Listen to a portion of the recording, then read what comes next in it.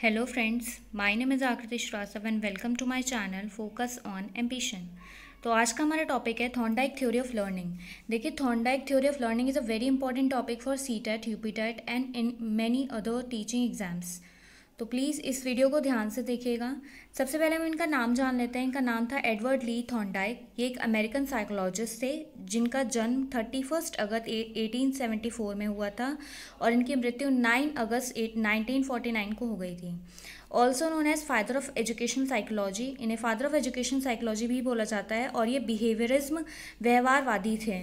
ये बोलते थे कि हमारे जो जीन्स हैं वो इतना क्रूशल रोल हमारे अधिगम में नहीं निभाते हैं जितना हमारा व्यवहार या हमारा वातावरण निभाता है। इनकी दो बुक्स थी।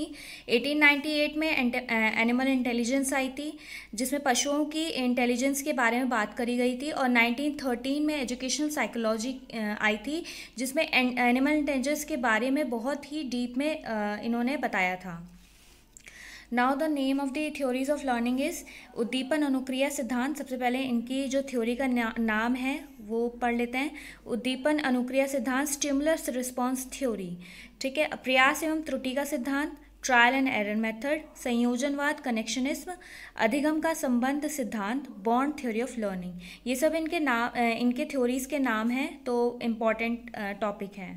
तो चलिए अब इनके प्रयोगों के बारे में पढ़ लेते हैं। इन्होंने काफ़ी प्रयोग करे थे, पर दो मेन प्रयोग हैं। उलझन बॉक्स प्रयोग जो कि बिल्ली पर किया गया था और भूल भुलैया प्रयोग जो कि चूहों पर किया गया था।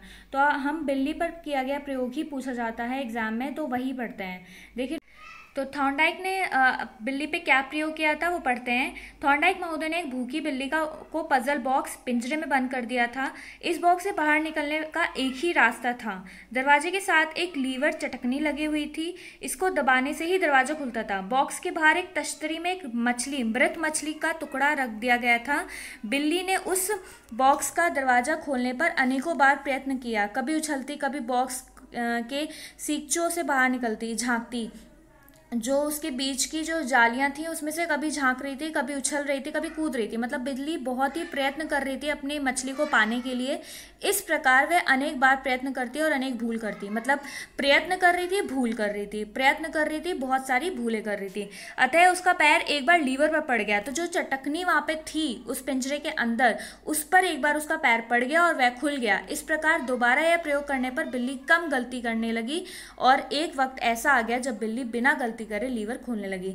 तो मतलब यही हमें समझ में आता है कि बिल्ली ने पहले तो उस भूखी बिल्ली को उस पिंजरे में रखा गया। उसका पैर पहले तो वो बहुत उसने प्रयत्न करे पर वो नहीं खुल रहा था, तो उसका पैर बाय चांस उस लीवर पे पड़ गया और दरवाज़ा खुल गया और उसने मृत मछली को खा लिया। तो पहले प्रयास में तो ये बहुत देर लगी इस प्रोसीजर को होने में। बाद में वो दूसरे प्रयास में इससे कम समय लगा और एक टाइम ऐसा आया कि बिना गलती करे बिल्ली अपने भोजन को प्राप्त करने लगी।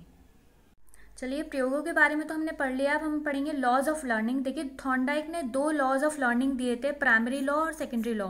एग्जाम में ज़्यादातर प्राइमरी लॉ ही पूछा जाता है, पर आपको सेकेंडरी लॉ भी पता होना चाहिए। तो प्राइमरी लॉ ये है कि पहला लॉ है लॉ ऑफ रेडीनेस। मतलब कि कोई भी, देखिए इसमें लॉ ऑफ रेडीनेस में ही बताया गया है कि कोई भी काम करने के लिए आपको रेडी होना पड़ेगा। सबसे पहले आपको मतलब अगर आपके अंदर खुद मन नहीं है उस काम को करने का, तो वो काम ना ही अच्छे तरीके से हो पाएगा और ना ही पूरा हो पाएगा। तो लॉ ऑफ रेडीनेस ये बताता है कि आपके अंदर मोटिवेशन होना चाहिए, पॉजिटिव मोटिवेशन होना चाहिए, उस काम को करने की चाहत होनी चाहिए, तो वो आप काम अच्छी तरीके से कर सकते हैं। नेक्स्ट है लॉ ऑफ एक्सरसाइज। देखिए, आप जो भी काम करते हैं, जो भी पढ़ाई करते हैं, उसमें एक्सरसाइज मतलब प्रैक्टिस बहुत ज़रूरी होती है। कोई भी चीज़ में अगर आप किसी भी चीज़ की पढ़ाई करते हैं या किसी भी चीज़ के बारे में अध्ययन कर रहे हैं, रिसर्च कर रहे हैं, तो आपको उसकी प्रैक्टिस होना ज़रूरी है।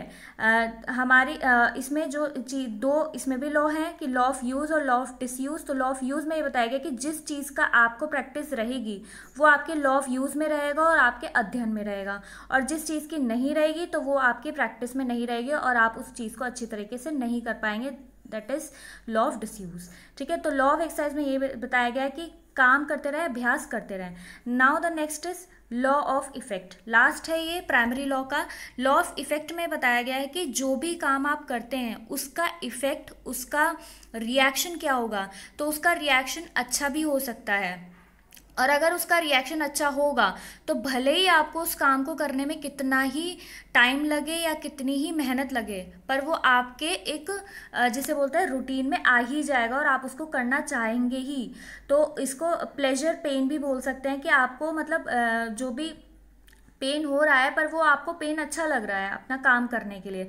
तो लॉ ऑफ इफेक्ट अगर अच्छा होता है तो वो आपके लिए लर्निंग में बहुत ही महत्वपूर्ण हो सकता है। प्राइमरी लॉस पढ़ लिया, हम सेकेंडरी लॉस पढ़ते हैं। सबसे पहला है इसमें लॉ ऑफ मेंटल सेट। देखिए इसमें बताया गया मेंटल सेट में कि अगर आपको कोई भी काम करना है तो आपको उस काम के प्रति पॉजिटिव होना पड़ेगा। उस काम को आपको फिजिकली तैयार नहीं होना पड़ेगा, मेंटली भी तैयार होना पड़ेगा। ठीक है, तो अपने मेंटल स्टेटस को बिल्कुल सही रखिए, कोई भी काम करने से पहले पॉजिटिव रखिए। ठीक है, law of partial activity. Partial activity में ये बताया गया है कि अगर कोई चीज़ बहुत कठिन है या बहुत बड़ी है या लेंदी है, ठीक है, तो आप उसको छोटे छोटे पार्ट्स में करके, छोटे छोटे टास्क में करके उस चीज़ को अचीव कर सकते हैं। पार्ट्स टू होल, मैंने यहाँ पे लिखा हुआ है पार्ट्स टू होल, ये आपको बस बताने के लिए है कि छोटे छोटे पार्ट्स में, छोटे छोटे टास्क में अपने गोल को बांटिए और फिर उस चीज़ को एज अ होल अचीव करिए। ठीक है, नेक्स्ट है law of assimilation. Law of assimilation मतलब होता है पूर्व ज्ञान से लिया हुए ज्ञान को अपने नए ज्ञान में मिला करके काम करना। लॉ ऑफ एनालॉजी भी बोलते हैं इसको। ठीक है, पूर्व ज्ञान से मतलब पुरानी चीज़ों से, जैसे कोई बच्चा है वो धीरे धीरे चलना स्टार्ट होता है, पहले वो घुटनों से चलता है, देन वो खड़ा होता है। ठीक है, और खड़े होने के बाद वो पैरों से चलता है। तो खड़ा होना उसका एक पूर्व ज्ञान हो गया कि पहले मैं खड़ा होऊंगा तब मैं चलूंगा। ठीक है, तो पूर्व ज्ञान क्या हो गया उसका, खड़ा होना, और फिर वो धीरे धीरे चलने लग जाता है, तो वो क्या हो जाता है, एसिमिलेशन। इसी चीज़ को ही बोलते हैं। Law of associative shifting. देखिए लॉ ऑफ एसोसिएटिव शिफ्टिंग है, जब हमारा एसिमिलेशन वाला पूरा हो जाता है तो हम सीधा एसोसिएटिव शिफ्टिंग में आ जाते हैं कि बच्चे को पता है अब डायरेक्ट क्या करना है, वो अपने पूर्व ज्ञान की मदद नहीं लेगा अब, तो वो एसोसिएटिव शिफ्टिंग में मतलब सीधा खड़ा होगा और चलने लग जाएगा। ठीक है, तो उसको ये दोबारा से पूर्व ज्ञान में जाने की ज़रूरत नहीं पड़ेगी। Law of primacy. देखिए प्रिमेसी मतलब जो चीज़ें हमारे लिए इम्पॉर्टेंट होती हैं हम उसकी तरफ आकर्षित ज़रूर होते हैं। तो हमारी जो प्रिमेसी है या प्रायोरिटीज़ हैं, जो हमारी प्रायोरिटीज़ हैं उसकी तरफ हमारी लर्निंग पावर ज़्यादा होती है। Next is law of recency. Law of recency मतलब जो रीसेंट चीज़ें हैं। अब आपने देखा होगा कि आप अगर कोई भी एग्ज़ाम्स में जाते हैं अपने, तो जो आपको रीसेंट चीज़ें होती हैं वो ज़्यादा याद रहती हैं। तो लॉ ऑफ रिसेंसी यही बताता है कि लर्निंग में लॉ ऑफ रिसेंसी बहुत बड़ा योगदान देता है। Law of intensity of stimulus. देखिए स्टिमुलस, हमारा लक्ष्य की इंटेंसिटी कैसी है, मतलब जैसे अब मान लीजिए कि कुछ लोगों को पॉपुलैरिटी चाहिए, कुछ लोगों को मनी चाहिए, कुछ लोगों को पीस चाहिए। ठीक है, तो आपकी इंटेंसिटी मतलब जो चीज़ आपको चाहिए पीस और आपको मिले जा रही है मनी, तो उस चीज़ की, उस स्टिमुलस की जो इंटेंसिटी है वो कम है और आप उसकी तरफ आकर्षित नहीं होंगे। पर अगर वहीं पर ही आपको पीस चाहिए और आपकी इंटेंसिटी ऑफ स्टिमुलस भी पीस ही दे रहा है, आपको स्टिमुलस मतलब लक्ष्य जो आपका है वो पीस दे रहा है, तो आप उसकी तरफ ज़्यादा आकर्षित होंगे। तो इंटेंसिटी बहुत ही मेन रोल प्ले कर रही है। Next is law of multiple response. देखिए अगर आप अभ्यास करते हैं, बार बार किसी चीज़ को पूरा करते हैं, तो आपके मल्टीपल रिस्पॉन्सेज होंगे, मल्टीपल मेथड्स होंगे, मल्टीपल अटेम्प्ट्स होंगे किसी भी चीज़ को करने के। Now the last topic is शैक्षिक महत्व। तो चलिए पढ़ते हैं कि शैक्षिक महत्व क्या क्या होंगे। सबसे पहला है सरल से कठिन की ओर। हम बच्चे को ये बता सकते हैं कि आपको जो भी काम कार्य करना है तो वो आप इजी टू हार्ड मतलब आसान, सरल से कठिन की ओर करें। जो भी चीज़ पहले इजी आप उसको सीखें, 1 2 सीखें पहले। ये नहीं कि पहले आप सीधा उसको एडिशन ही सिखा देंगे, एडिशन सीखेगा तो वो 1 2 भी नहीं सीख पाएगा। तो इसलिए पहले उसको 1 2 3 और देन उसको फिर काउंटिंग सिखाइए, उसके बाद ही आप उसको एडिशन सिखाइए। ठीक है, तो आसान से ईजी टू हार्ड चलें। नेक्स्ट है कौशलों को सीखना। देखिए इस थ्योरी से अभ्यास करने से, बार बार त्रुटि मतलब ट्रायल एंड एरर मेथड हमें ये सिखाता है कि बार बार त्रुटि करने से बच्चा सीख जाता है। जैसे बार बार वो खड़ा होना, चलना, ये सब सीखता है। जैसे मान लीजिए कोई बच्चा है, वो धीरे धीरे खड़ा होना सीख रहा है, तो वो कम से कम 5-6 बार तो बार गिरता ही है। तो इससे क्या होता है कि वो अपने कौशल को खुद से सीख लेता है, खुद से करके सीख लेता है। नेक्स्ट इज अभिप्रेरणा पर बल। देखिए इस थ्योरी में बोला गया है कि अगर आप बच्चे को मोटिवेट नहीं करेंगे, अगर आप बच्चे को जैसे इसमें बिल्ली को मृत मछली की तरफ मोटिवेट करा गया है, सबसे पहले उसको मोटिवेशन दिखाया गया उसका, तो इसमें अभिप्रेरणा पर बल दिया जाता है इस थ्योरी में कि जो भी है सबसे पहले आप बच्चे को मोटिवेट करिए किसी भी चीज़ के लिए, देन उसको वो अपने आप वो काम करना शुरू कर देगा। दोहराना, अभ्यास द्वारा सीखना, आदतों का आधार। दोहराना मतलब वही कि आप बार बार उसको करवाइए, कोई भी चीज़ को करवा सकते हैं। और अभ्यास द्वारा सीखना, अगर बच्चा बार बार उस चीज़ को करेगा तो वो बिना त्रुटि करे परिपक्व हो जाएगा और अच्छे से काम को करने लग जाएगा। दूसरा है आदतों का आधार, कि इससे हम आदतों का निर्माण, अच्छी आदतों का भी निर्माण कर सकते हैं हम।